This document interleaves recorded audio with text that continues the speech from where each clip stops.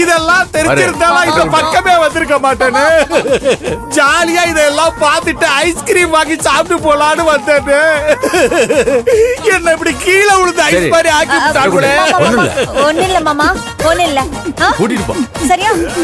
போயிட்டு டிஞ்சர் மட்டும் போடு. உனக்கு ஒண்ணு இல்ல, என் மூக்குல உடைஞ்சு போச்சு.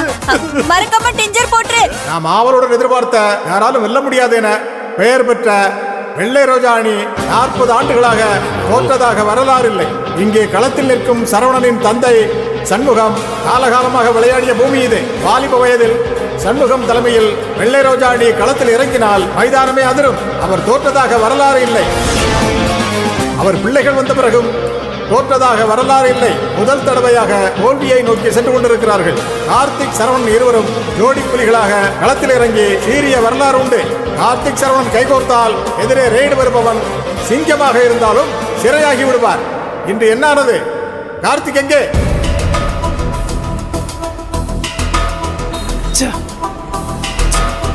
ஓ,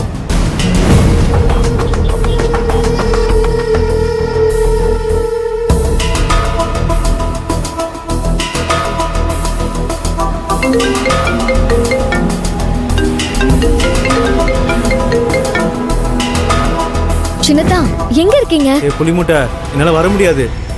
பைக்கு கிளச் வேற வந்து இப்ப நடு ரோட்ல நிக்கிறேன் நானு. இங்க லிஃப்ட்லாம் கேட்டு பாத்துட்டேன். இங்க ஹைவேஸ்ல ஒரு வண்டி கூட நிக்க மாட்டேங்குது. புலிமுட்டை, நம்ம தோக்க போறோமா? இல்ல சின்னதா, ஜெயிக்க போறோம்.